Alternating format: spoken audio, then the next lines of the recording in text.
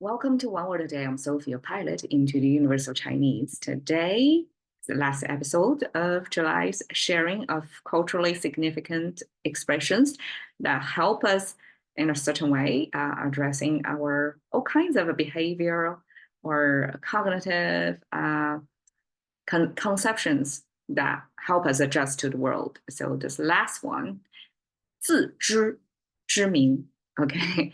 知, but different characters, right? Sounds the same, but because we build it in a fixed expression. So when you hear 自知之明, you know exactly which four words and what we're talking about. We're talking about know thyself, okay? Know thyself is Greek. I think it's a sacred, right? Attributed to him, the philosopher, and back 2,000 years ago, this knowing yourself already as something that's desirable but not easy to achieve, but it's important. And Chinese have this expression 自知之明. We call that a brilliance. If you know, you can know yourself. So 自知, we didn't say know yourself or myself.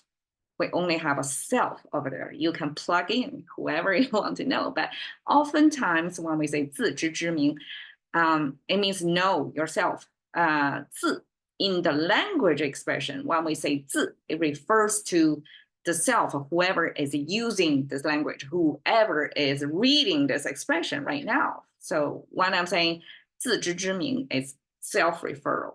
It's to me. Okay, Chinese refer self with the center of the face. I guess somehow people know that your brain is your central intelligence system, right? And it's somewhere in your head. And the center of this head, saying frontal view, would be the nose, and the nose is the center of the face. And that's exactly what's expressed over here. The two horizontal lines is our verticalized nostrils, just like eyes. We have this verticalized eyeball thing, and we have verticalized nostrils. So these two nostrils should be side by side like this, but then we'll verticalize it to save space. And then here, this is the nose bridge, the very tip of the nose. So it's kind of this area. So it's a zoom in of that part. And then there is this frame thing, as if the whole jawline, like drawing out like that. So this is a Chinese abstraction of the center of the face, which is the center of your consciousness, which is yourself, because you're sitting right there in the center of your awareness. Okay. 知, again, the speaking, the speed speaking is a Chinese way to test if somebody know it or not. So the speed is this arrow shooting out of the bow, and the right side is the mouse symbol that represents speaking. Know thyself. And 知, I translate it as sorter. So in Chinese, it's kind of like a comparable to English possessive word, apostrophe S, saying like the brilliance, brilliance in a way that's the brilliance of know yourself. So if we translated the grammatically correct way into English, would be like that. So this of, 知, is connecting the descriptor of what type of brilliance in front of the brilliance itself. So it's almost like in English, we have adjectives, right? Adjectives placed in front of nouns. And in Chinese, we have descriptors placed in front of the nouns. And then we connect with this 知. This is the of or solder, all right? So 知 came from this plant symbol. And you can see it's a plant symbol. And I'm not sure, like scholars here, whoever summarized Chinese language back then, have this misplaced, because this looks like not in the same stroke, right? It's starting. So Chinese write, because almost all of us are right-handed, so there's a certain sequence of writing, and you're supposed to write from the top left, bottom down here, right? And when you have this, you again start from the left to right. So because drawing this way, it's easier. This way, yeah, we have some strokes like that, but it's easier to go this way. So if I write it, I will do this vertical line first, the horizontal line second, and then this top left stroke, right? And then this bottom upward stroke, something like that, or maybe like that. But in any case, it's not connected. So I'm not sure if that's intentional or that's a mistake.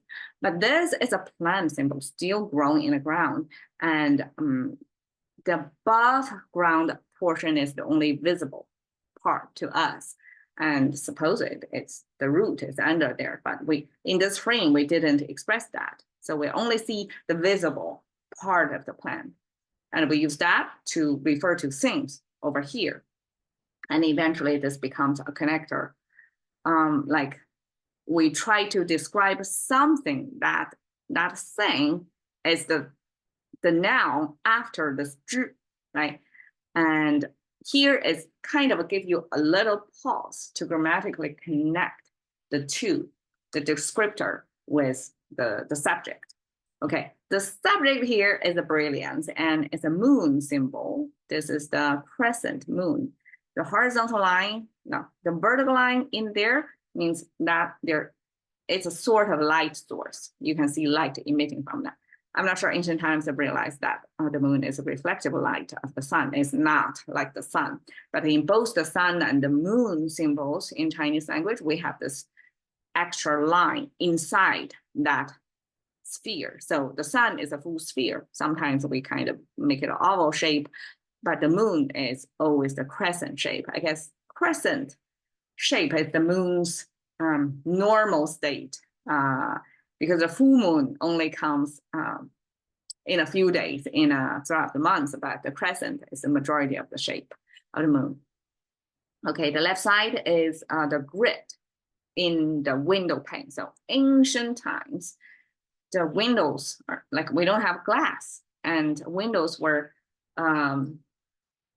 made to have the light in. We have like thin paper, and the paper, if you put it in a bigger space, it's easy to break, right? So there is this grid line, mostly like carved into a certain shape, decorative as well as functional, within the frame. So it's broken into smaller spaces. So I guess it's comparable to the glass arts, pieces of glasses showing in a church window pane in different colors, right? So there's painted glasses in a window to break down the bigger space of the whole full one piece glass, which is easy to break, into several smaller pieces, right? And in the same vein, so this big frame of the window are broken into smaller spaces. So the paper, once it's put on, it's not going to be easily broken. So you had a moon, the moonlight, just imagine getting through the opaque shape of the paper window. And then you have the light indoor lighting in a moonlight. And that's how Chinese express brilliance. Actually, the brilliance is the very dim light in the darkness. But because of that, and I guess this darkness of surroundings in a nighttime kind of symbolize we are, for the most part, in the dark of all the knowledge or mysteries of the universe, or we acknowledge we don't know much, but we have a little bit of light on, even if it's from the moon, even if it's through the opaque window pane. Still, that gives you light on objects, give you some inklings of how things look like. So that's Chinese way to express brilliance. And the contemporary Chinese have the sun and the moon paired together to mean brilliance. It lost its moonlit through the gridded window pane, poetic side of it. So 自知之明 is a Chinese way to acknowledge that it's a type of unique brilliance if you have the self-knowledge. And know thyself is this, I guess I search over here, the Greek lettering of know thyself. I think it's pronounced as naughty Southern, something like that. So in a far away, like opposite of the globe, a far away Europe place, people acknowledge that know thyself is so important. And Chinese call that 自知之明.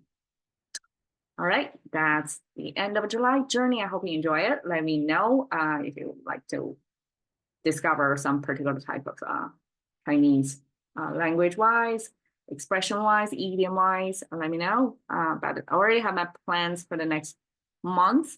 I hope you will enjoy and see you tomorrow. Thank you for your time.